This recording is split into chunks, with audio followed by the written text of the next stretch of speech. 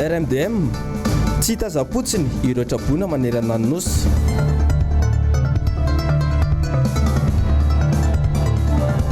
Maître Anitra Razafy Manantsoa tsy mazava ilay lalàna na be resaka.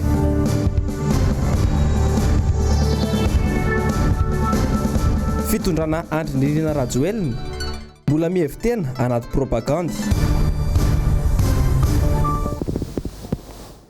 Magnano ny akorialy mbora tsara atsika jiaby izay manaraka ny fahitalavitra MBS amin'ity matonaly ity sabotsy 2020 ny volana janoary taona 2020. Tonga soa ato amin'ny fotoagna ny vaovao manasanao ampanajana karibo atsika jiaby anaraka izany vaovao zany hatramin'ny farany. Anisany nisongadina tamin'ity niany ity ny mahakasika ny fikaonandoha lehibe izay nitanterahana tetsy amin'ny Carleton Anosy nataon'ny rodobe ny mpanohitra. Nisongadina tamin'izany ihany koa ny ijerena manokana ireo trabona izay iaraha-mientan'ireo mpikambana sy mpikatroka jiaby ao anatin'izany antoko ny mpanohitra izany. Tsy hitazapotsiny ireo trabona izy ireo fa hitondra izay voatsirambony tanana sy ny vahaolana ho amin'izao zava-misy izao. Baratsika ny andindin'izay eo amin'ny sariny Manora Andriamalala. Tsy navelan'ireo avy any amin'ny faritra hosakana na tongavan'izy ireo teto Andrenivohitra namonjy ny fikaonandoha tetsy Anosy ny fahasimbana maro nateraky ny andro ratsy sy ny fahatapahan-dalana. Nanambara ny filohan'ny RMDM fa tsy maintsy hisy ny fiarah-mientana ho fanampiana ireo havana traboina. Izany no natao dia mba hisoroana ny mety ho fitomboan'ny tsy fandriam-pahalemana noho ny fahoriana mianjady amin'ny vahoaka. Aza matahotra ianareo fa manana olona isika izay miarasa miaraka amiko na eto an-toerana na any ivelany na nampitan-dranomasina na ny ivelany any amin'ny faritra afaka mifanaraka tsara. Ny zava-misy amin'izao fotoana izao ohatra zavatra mitranga dia mazanao tsara fa ireo olona izay vao miaraka amiko ireo dia efa samy naminaviana fa hoe anao arak'izay azo ataontsika mba hanampiana ny namatsika traboina ireo aloha amin'ny fomba faran'izay tena aingana dia aingana toarina n'in'ilay tondra-drano iny ho avy indray tsy fandriampaleny satria tena tapaka tanteraka indray ny lalana. Malagasy maro ny amin'ireo tsy anasa ary efa tsy anasa izy tsy manaka ny kohaniny tsy maintsy isy vola miditra tsy maintsy miezaka izany tsika tena tsy maintsy miatrika izany ary tsy hoe anakina fa manakina fotsiny tsika fa tsy maintsy mitady fomba mba tena ahafahantsika miasa miaraka. Araka izany dia tsy andry ela izy ireo fa hitondra ny paikady amin'izay famangina sy ny fanavotana n'ireo trabona izay. Fa lafim-baovao hafa kosa dia tato anatin'ny 10 taona farany dia nihemotra hatrany ny laharan'i Madagasikara eo amin'ny sehatry ny ady amin'ny kolikoly. Nanambara ny anton'izay androany ny avy eo anivon'ny rodobe ny mpanohitra ho an'ny demokrasia eto Madagasikara. Ny andindin'izay eo amin'ny sary ny Manora Andriamalala. Noho ny fahantrana lalina mianjady amin'ny malagasy eto amin'ny taniny no antony mampahazo vahana ny kolikoly. Mihemotra hatrany ny toeran'i Madagasikara eo amin'ny sehatra iraisam-pirenena momba izay ady amin'ny kolikoly izay. Voatsela koa izay dia namoaka ny fanambarana ny Transparency International ihany eo amin'ny tany kolikoly amin'ny firenena 20 dia tsika 20 tamin'ny taona lasa iny tamin'ny 2020 izany hoe niendrika lalana enina be izao isika tsy ny mpanohitra velively no nandahatra io fanambarana io sao dia lazana hoe ao indray ny mpanohitra milazan'izany fa ny fikambana iraisam-pirenena tena manana ny maizy azy tamin'ny taona 2020 dia 5:20 ny lalantsika 5:20 zao tsika mitsanga zao tsika 20:50 ka samy mieritreritra isika bizay ny fandehany manina no ny tena izany anareo hoe raha mahalala tsara zao vidim-piainana dia raha mahita ny fanambarana izay nataon'ny Transparency International tamin'ity herinandro ity hoe nihemotra be Madagasikara amin'ny resaka corruption fa na dia ilay olona tokony tsy hanao corruption ary nanao corruption ny antony lasa ninanto izy dia efa aveo hoe mena indray hoe mboka vola omenanareo tsy arak'izay vola tokony nampanantenana ny voarainy fa mbola zanana azo izy. Tsy ho foana ny kolikoly raha tsy mbola ataon'ny mpitondra laharam-pahamehana ny fanatsarana ny sosialim-bahoaka. Lafim-baovao hafa kosa indray mbola hijanona eny Anosy hatrany isika isan'ny nitondran'ny RMDM fanakenana ihany koa nandritra ny jeritodiky ny taona 2012 ny momba ny demokrasia izay tsy hita taratra eto Madagasikara na dia lazaina aza fa firenena demokratika ity nositsika ity. Horantsika ny andindin'izay eo amin'ny rindran-tsary ny Manora Andriamalala. Mbola lavitrezaka eto amin'ny firenena ny fampanjakana ny demokrasia raha mbola misy ny fanampenam-bava ny mpanao gazety sy ny fanenjehana ireo rehetra mpikirakira ny serasera. Miezaka ny mpitondra, ny ampangina ny mpanohitra, na koa ireo mpanao gazety sy mitovy jery aminy. Zany hoe mbola tsy mipetraka tsara ny tena demokrasia eto amin'ity tany ity, ary tena tsy misy fa sarotsara fotony atao hoe demokrasia eto. Ary fantatray, ary hitanay tsapanay fireto mpanao gazety zay miezaka mba tena mpahafantatra ny zavatra misy miaraka aminay reto, aoka re mba tena tsaina tsara ny zona izy ireo. Zareo ny any avelany, izy amin'ireo mpanao gazety ireo mba ngazain'ny Trump ary. Izy amin'ireo mpanao gazety ireo ny resahanjareo any Paris amin'ireo gilet jaune.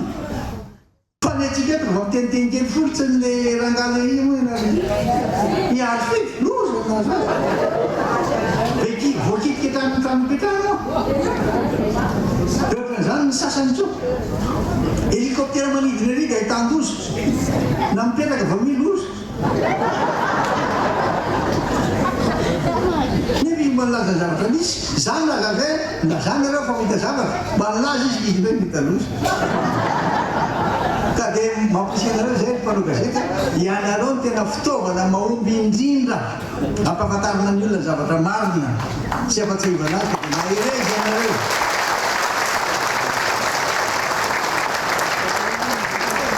Fa dia amin'ny toerana ny hevinareo tsirairay aby dia arovo ny fahamarinana.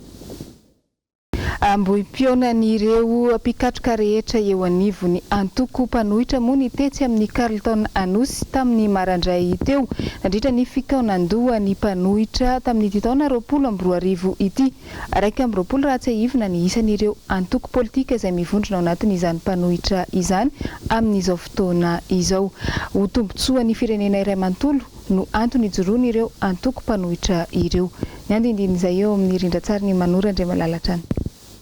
Tsy mahazaka kiana ny fitondrana ankehitriny ka izay no mahatonga azy tsy anaiky ny hametraka ny satany mpanohitra hoy ny avy amin'ny RMDM. Tsy mahatanty ny fanakianana nataony fitondrana ohatra fa nareo mahita koa fa tsy afaka mandroso nareo satria matahaky ny kianina. Ohatra mivangina amin'izany niezaka nataony mpitondra mba hanivana ny lalàna hoe feny fanorerana sy ny antoko mpanohitra dia ny lalàna dia 2011-013. Zay lalàna nataony ireo mpitondra teo aloha tamin'ny 9 septambra 2011. Ny fitantanana amin'ny firenena dia tsy azo atao andrakandrana lavo zao. Ka rehefa tsy mety aminao dia ovaina lalàna. Eto zany dia mbola mitaky izahay ny amoahana décret d'application io lalàna io. Ny fisian'ny statuen'ny opposition mazava no ahafahana mametraka ny tena demokrasia ary koa mametraka ny atao hoe stabilité politique. Efa nilozan'ny toetrandro ny fanampenam-bava ary ny firenena dia tsy maintsy miroso amin'ny fametrahana ny demokrasia, tsy maintsy mandroso, tsy voarara mihitsy io. Dia tsy maintsy mijoro sy miteny izahay mba ilazana ny marina amin'ny vahoaka. Tsy ampiempotra ny rodoben'ny mpanohitra nefa izany fa tsy maintsy mijoro ho arofanina ho an'ny mpitondra ny antoko mpanohitra. Tena faly aho miresaka aminareo eto satria tena manana servô tsika. Isika RMDM, ianareo, zaho sy ireo zay te hiaraka amintsika dia mahalala arak'izay fotoana ilana azy ny zavatra rehetra misy ny fitondram-panjakana eto ary koa ny filazana zareo avy any ivelany. Dia samy manamafy fa hoe miaratsy mandeha ny an-dalana sy tokony ho izy ny fandehan'ny fitondrana eto Madagasikara. Ny mpanohitra no arofanina ho an'ny fitondrana fa matoa aho nanaiky filohan'ity antoko mpanohitra ity dia ny soa ny vahoaka sy ny soa ny firenena no tena ao antsika. Tsy mieritreritra mihitsy na misaina kely akory raha hoe nda hisehoseho nandany ohatra be fakamy fotsiny fa ndanitsy sy anoary faniny fitondrana fa namotsipotsitra ny tsy fahombiazan'ny mpitondra ankehitriny ny filoha lefitry ny RMDM tamin'ity androany ity mbola variana mampanofo ny vahoaka malagasy ny mpitondra hoy izy. Miradora Benjamina no mitatitra ny vaovao eo amin'ny rindran-tsary ny Tokira Marolahy. Firifiry ireo fampanantenana sy velirano na mpanantenan'ny filohan'ny Rajoelina nandritra izay herintaona ny tantanan'izay. Sodoka sy resy lahatra miaraka amin'ny ery ireo mpanaradia azy. Fa firy amin'ireny anefa nitanteraka amin'izao. Tena ty fanjakana dedadedaka mihitsy maindy tsy vaingana. Tena mariny 22 mai teo am-piaraina ozy nareo ho ataontsika ny RN44 tonga dolancier mandainga veza. Nivoaka tamin'eny amanjery zany rehetrarehetra zany 22 mai juin juillet 8 août 12 ho alefa onya niasan'ny RN44 15 octobre napetraka ny vaty fejour tamin'ny 22 mai zany hoe ataony ambefalefa ny ampela tonga ny 15 octobre napetraka ny vaty fejour tele no sary no ainy zalahy io sary io na mahakasa zakely ery ary andeha amin'ny hélicoptère volatsapondy avoaka sary tsy manino fa tonga tamin'itsika 15 octobre napetraka ny vaty fejour 4 janvier 2019 voakany amin'ny journal officiel ataony apely d'offre mikasika ny fanamboarana ny lalana RN44 sao dia mba misy fahavoazana rangatia 12 août le janvier février mars misy zavatra mitranga foana titsireo ravity 12 août navoaka indray ny lalana nanakorotanana ny zareo tao amin'ny député ho ataonay ny lalana vaovao satam-panohatra tompoko io ray minitra dia vitanay namana brinelina nitarika azy tao amin'ny intermédiaire raha tsy diso ahy neta tsy maintsy vitiky tamin'ny 12 août natao io le lalana taloha amio mbola tsy vita foana ny ratification mbola tsisy mamoaka tao korotana tao wa tontsika tia volana janvier 2020 aiza le lalana mimpanohatra misy mahita ve fa inona ny atahoana président Ravanomana ve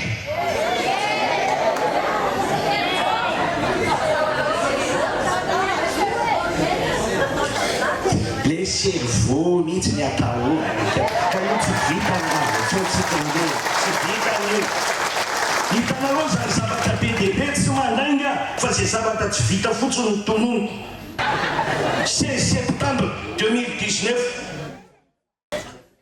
inona natao osoko afaka vetrany ny canal de Pangalana rehefa bolany dia vita dragena ao tantaraiko anareo ba jerena lizy le tracteur kely nentina tao lalaina tsara latsaka ao anaty rano zava misy no tenenina eritona ny tanisantsika ny alentsika zay latsaka ao le tracteur eo ndrinitsika zao 16 septembre tsisy nanery anao ny teny efa volany 10 volany septembre octobre novembre décembre janvier dans les tracteurs Djoubo à Tichnak mina fa mampanenge zalazana ny fireneny tena marina afi fa iza miara-miasa amin'ny zareo ao iza fa dia tsy fantako ny voaka sy tina voaka iny masany teny amin'ity vendana anareo mibonabona anareo zay volagnina foana fa hoe malemy na hoe resy lava Andriamatoa Marc Ravalomanana tamin'ity niany ity dia ny antoko afa-tsy iray antoko aminy mihitsy no nitondra fanazavana sy naneho ny heviny manoloana an'izay resaka tiana ahely izay. Miradora Benjamina sy Tokira Marolahy no mitatitra ny vaovao. Tsy marina velively ny filazana fa tsy manana hery politika intsony Marc Ravalomanana. Voapirofo zany amin'ireo hetsika politika rehetra izay tariny. misy amin'ireo atoko sy fikambanana izay tsy mitovy hevitra aminy mihitsy aza teo aloha no lasa miara-disy resy lahatra aminy ankehitriny satria any amin'ny ravalimanana ny servon. Nagnino moa ny CRN, nagnino Itabela miaraka amin'ny filoham-pirenena Marc Ravalomanana. Zany zany fanontaniana mihodikodinany. Angaha izy fa misy famboazana. Ahoana ny resana Marc Ravalomanana? Monsieur le Président, eo anao mbola velona. Avoty firenena ty. Avoty firenena ty satria mbola matanjaka anao eto zay anilanao zay rehetrarehetra.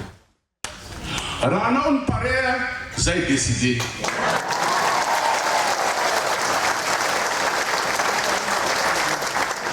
Momba ny resaka fampianarana resaka fahasalamana. Raha président de la République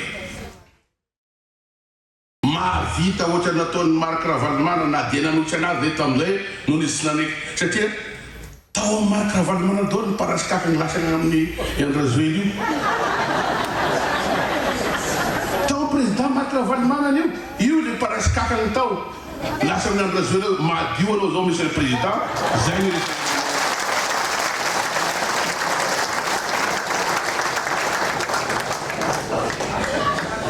mariny zao vote en 2009 de lasa le parakakasany tany amin'ny Andrezoely.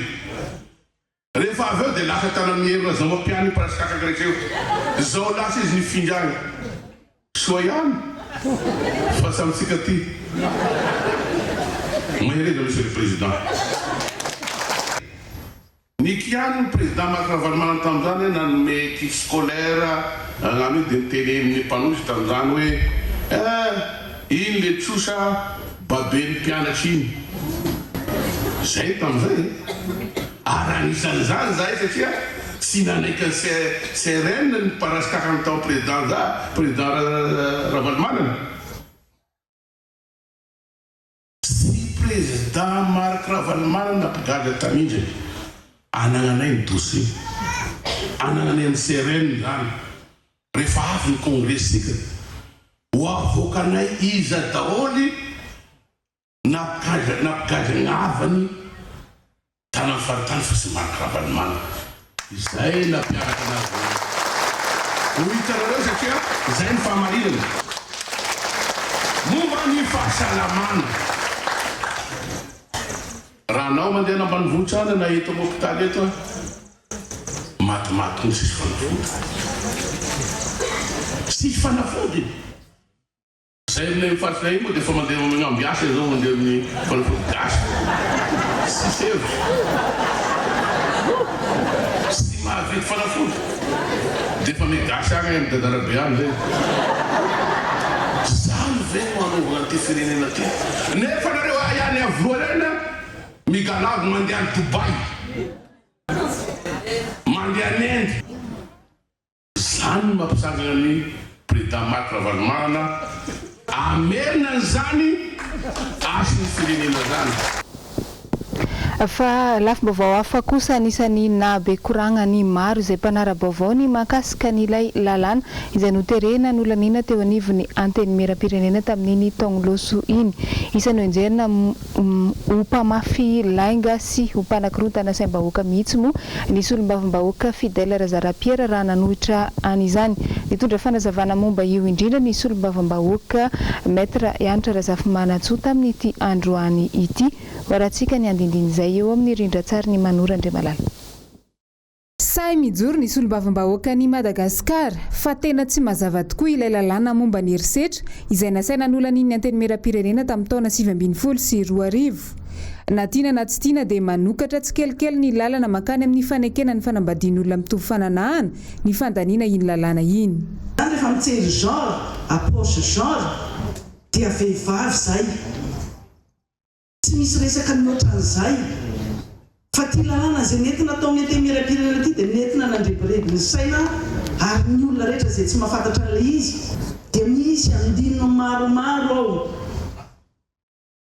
Ary misy mot-clé moa ny fianaran'le izy ahafahana mijery fa lalàna entina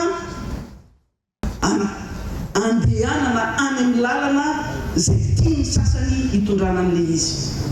Mbola tsy resaka fanambadiany lasilahy lalàna io, mbola tsy miteny hoe autorisé na hoe omena lalana ny fanambadiany lasilahy ny vavy sy ny vavy, fa misy andino maromaro ao, artikla maromaro, dia zay mazava tsara mihitsy hoe rehefa niteny genre izy dia tsy le genre vehivavy ndresany fa genre na sarin-dahy na sarim-bavy na ny olo-kafa zay tsy mitovy fananahana. Zay ninona zavatra zay tenenina eo ary afaka manao débat amin'izany zavatra mampalahelo fotsiny ary manahirana saina dia zao hoe ny lalàna ohatran'ireny rehefa alefa any amin'ny haute cour, any amin'ny fitsarana lapandroenana ny HCC, rehefa lazaina fa mifanaraka amin'ny lalam-pandroenana ny lalàna iny dia tonga dia ampiharina avy hatrany.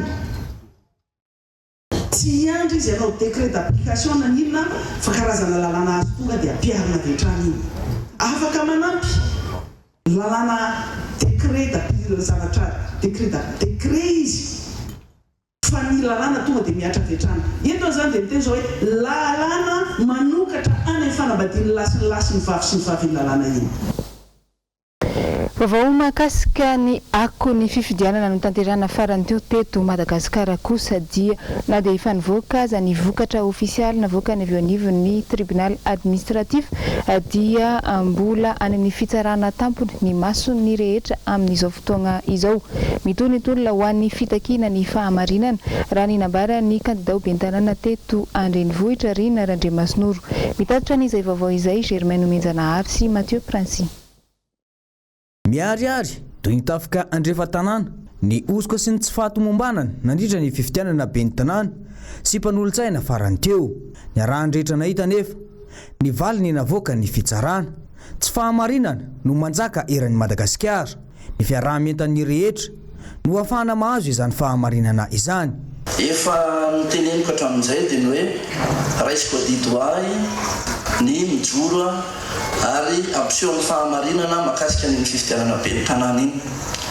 Tsisy fampandrosoana andeha eo atao amin'ny firenena raha ohatra ka tsy mijoro amin'ny fahamarinana isika. Ary izay no anahitanako ny olo-pirenena rehetrarehetra mba hijoro ao anatin'izay fahamarinana izay. Nitorytsika nangataka isika ataovy izay sy ny mangarahara tamin'ny fifidianana teo, nefa tsy mitanterana hatrany farany zany ary navina hatrany izay fangatahantsika izay izay tsy fantatritsika ny antony. Nandresy ny candidatim atao amoramanga ny PV rehetrarehetra tsy nisy réserve na kely azy ary namoaka mivokatra vonjimaika ny seni tsy nisy réserve atao anatin'izay. Rehefa mivoaka nefa ny vokatra ofisialy dia nanao ny asany io ny tribunal administratif, izy ihany nahita nanao ny fitsirihana rehetrarehetra tao dia tsy maintsy averina ny fifidianana satria misy fandikan-dalàna fao be ho antsika olo-pirenena mba tsy raviravin-tanana manoloana ny zava-misy.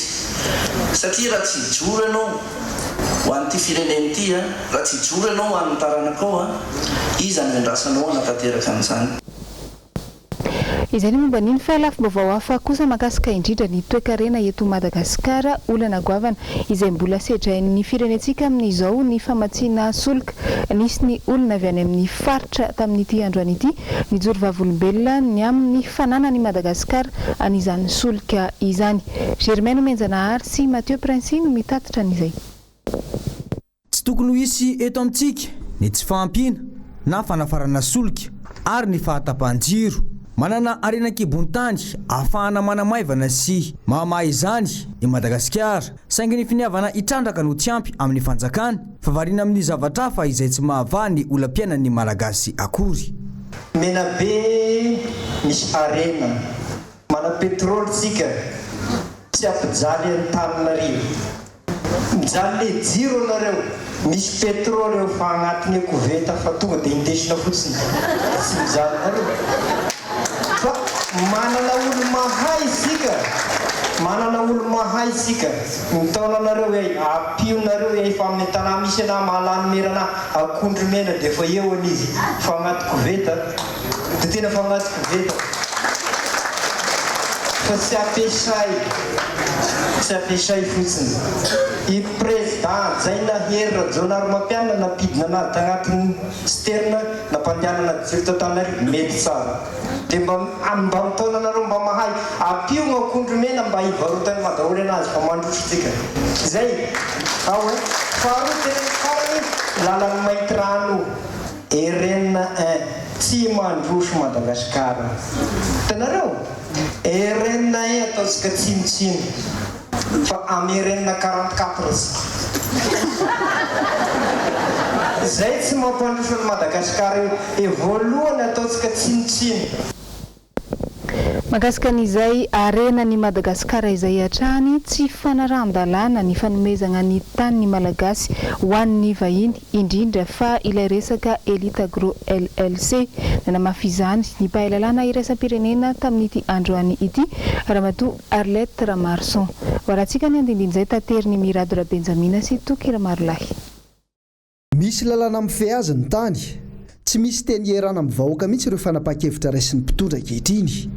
Ny hita dia manapa-tena amin'ny anaran'ny tenany izy ireo tsy misy fifampierana amin'ny tompony fahefana. Tsy ekenay ny antofanan'ireo tany ireo satria lasa jurisprudence io dia mitotofana daholo manodidina mitotofana Madagasikara manodidina. Tsy ekenay izany tompoko ary lalàna dia milaza fa hoe tsy maintsy miarana vahoaka ianao vahoaka tompony toy izany ny 60 000 hectares amin'izao fotoana izao tsy maintsy miarana tompony ianao dia tsy izany fa ny vahoaka dia manoloana ny zava-misy eto amin'ny firenena kosa dia nijoro ny CRN androany teny anosy mafy ny sedra mahazo ny firenena ankehitriny ka tsy tokony angina intsony nambaran'izy ireo.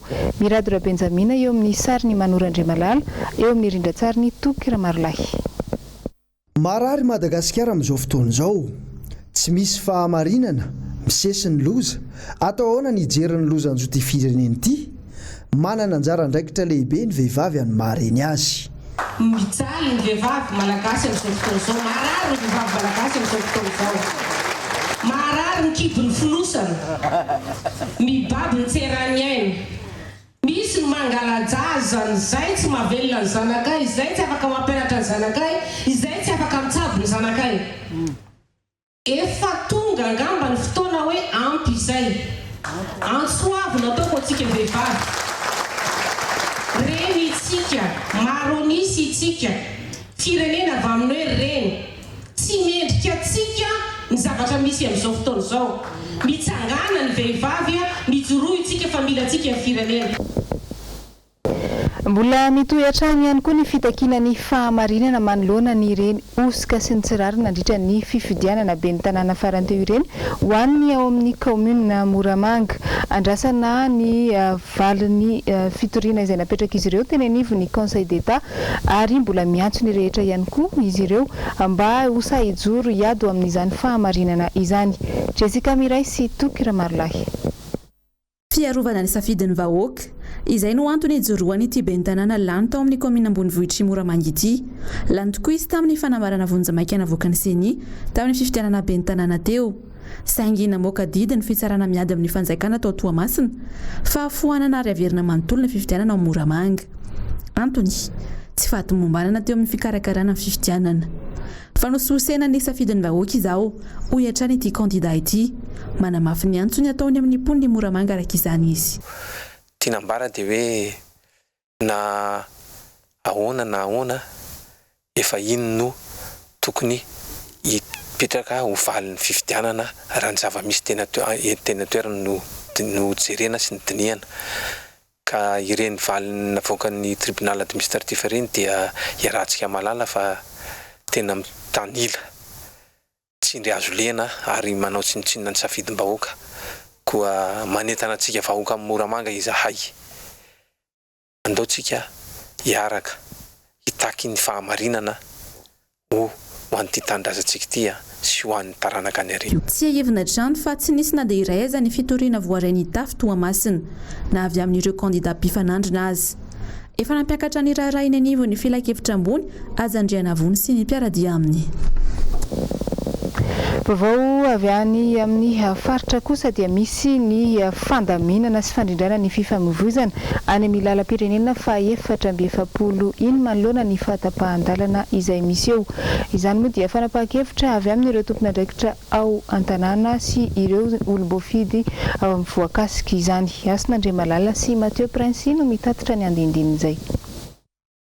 9 litatra isan'andro ny solika ilain'ny jirama ao Ambatondrazaka afahana mamokatra herinaratra 420 ora amin'ny 420 ora hatramin'ny sian'ny takaitra noho ny ilay andro ratsy tany aloatra mangoro iny dia tsy naharaka intsony ny famatsiana solika tany an-toerana noho ny lalana tapaka. Misy araka izany ny fanapahan-kevitra noraisin'ireo olom-boafidy sy tompon'andraikitra momba izay. Tao aorian'ny fandalovany andro ratsy tato anatin'ny faritra aloatra mangoro ary tao aorian'ny fitsidian'ny membre gouvernement vitsivitsy dia nandray fanapahan-kevitra izay tompon'andraikitra tao anatin'ny faritra fa atsahatra aloha ny fivezivezen'ny fiara lehibe ao amin'ny RN 44 mba hamahana ny olana famatsiana solika an-tanàna Ambatondrazaka sy ny distrika manodidina ary isoroana tsy fandriam-pahalemana.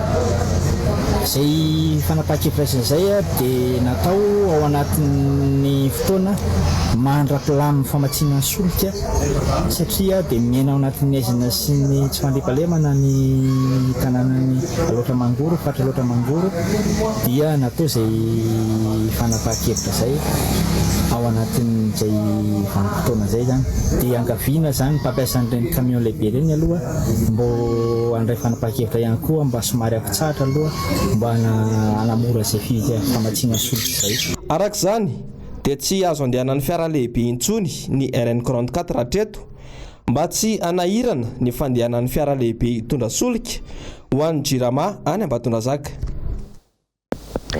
Nivoaka tamin'ny fahanginany androany ny avy eo anivon'ny HCDDED manoloana ihany koa ny fiamora ny toeran'ny Madagasikara eo amin'ny sehatra iraisam-pirenena amin'ny fampanjakana ny demokrasia.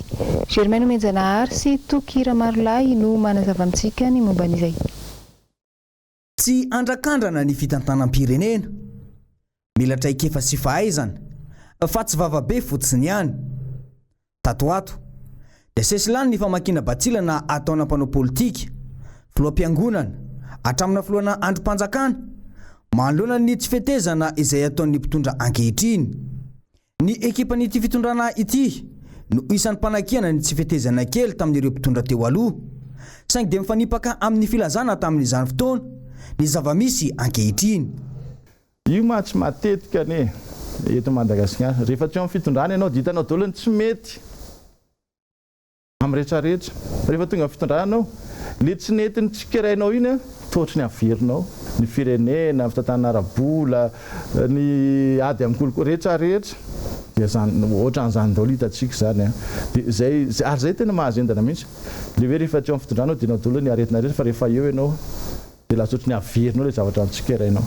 Ny taona 2004 no tena tsaranao tsy lara ny Madagasikara eo amin'ny sehatra ny fampanjakana ny demokrasia. Nolazaina nefa tamin'ny fotoana io fa mpanao fitondrana jadona ny mpitondra tamin'izany fotoana.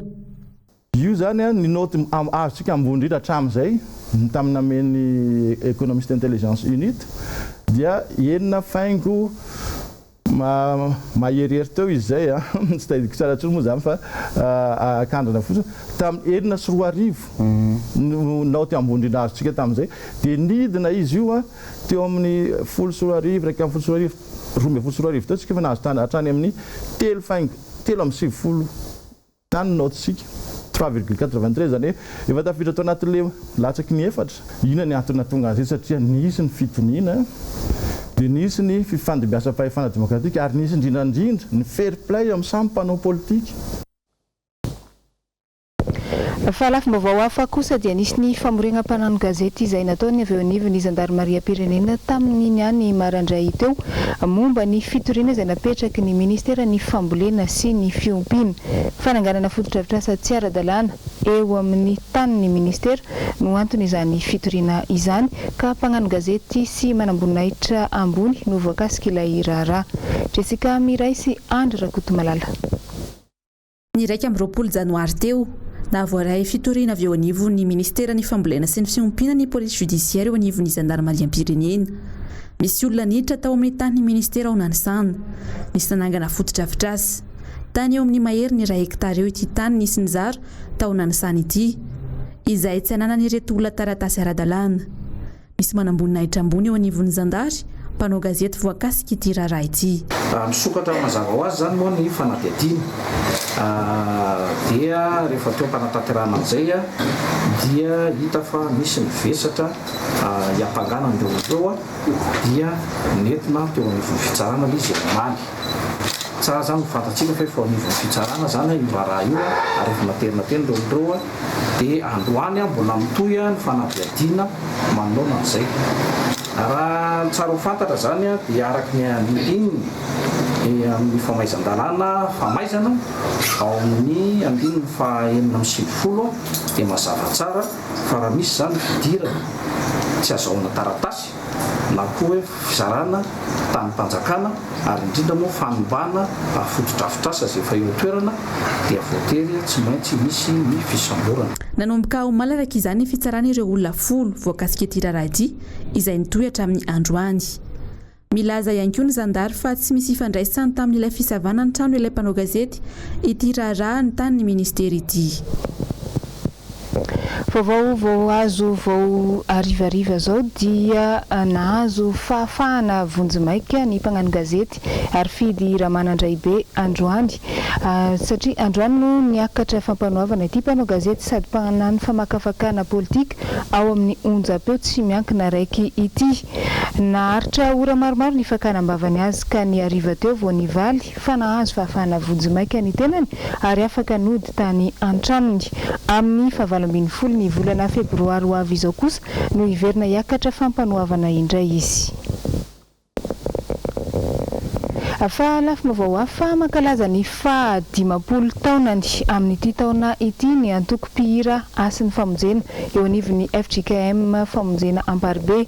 Misy araka izany ny fampiratiana antsary ny tarika eo antokotany ny fiangonana tamin'ity androany ity ary toy amaray lahady izany. Jessica Miray no teny antoerana nanangona ny vaovao teo amin'ny sary ny Andry Rakotomalala. Ny taona 790 no niforona ny tarika asin'ny famonjena eto amin'ny fiangonana FJKM famonjena Amparibe. Mankalaza ny Jobily volamena ny araka izany ny antoko mpihira amin'ity taona ity. Ka ho fanamariana izay indrindra dia misy ny fampiratiana antsary ny tarika nandritra izay 50 taona izay eto atokotany fiangonana. Ny taona ho avy ny amin'ity taona ity angambany aloha no apetraka hoe ny tsangam-bato eritreretina apetraka dia mametraka piano ho an'ny fiangonana. Dia rehefa azo zany io piano io dia anoy ny asa fitoriana amin'ny alalan'ny hira izay hiezaka ny velatra bebe kokoa tsy ato anatiny ihany fa tena ny manera ny Madagasikara enina manera n'izao tontolo izao mihitsy arany misy tetikasa zany eritreretinay atao mifanaraka amin'izay. Fa anisan'ny tsangam-batonay koa ankoatran'ilay piano dia ny ametraka biblioteka ho ana toerana mpanomanana mpitandrina na sekoly FJKM anankiray. Ny 17 ny volana May no ivo ny fankalazana ka isan'ny fotoam-pivavahana. Ny 14 ny volana Jona kosa ny fiaraha-misakafo.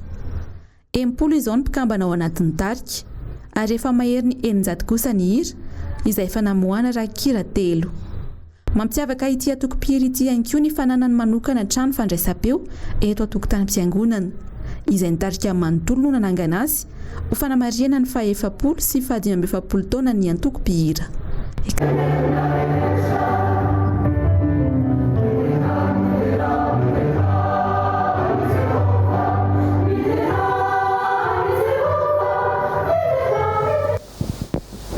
Vaovao eo amin'ny sehatra iraisam-pirenena miorory ny aola Frantsa ao amin'izao fotoana izao noho ny fianak'ilay valanaretina coronavirus izay mahafaty miamitombo ny firenena ahitana ity valanaretina ity ary manomboka mihasarotra ny fifehezana azy. Ny andindin'izay fitiany asin'Andriamanala amintsika eo amin'ny rindran-tsary ny Tokra Marolahy. La France, premier pays olona telo no tratran'ilay valanaretina coronavirus ao France. Nahiditra ao hôpitaly avokoa ireto olona telo ireto ary napetraka tamin'ny toerana voatokana. Ahina nefa mbola itombon'io isa io hoy ny ministry ny fahasalamana frantsay. Manomboka manahirana amin'izao tontolo izao ny fianak'ity virus ity raha araka ny tatitra hatrany. Firenena 12 matsy no efa nahitana ity valanaretina mahafaty ity. Tapaborana latsaka izay no nahitana ity valanaretina ity tany Chine saingy izao efa mianaka manerana izao tontolo izao sahady. Ilany koa no nandesitsika namarana ny vaovao tamin'ity niany ity mankasitraka anao nanaraka izany hatramin'ny farany. Fisorana bevata ihany koa natolotra ny ekipa jiaby izay niara-nisa lahy nafahana nanolotra ny ireny vaovao teto ireny dia mirary farany herinandro finaritra ihany koa ho antsika jiaby ny tenako ary mametraka ny veloma samy tsara ho amin'ny manaraka indray.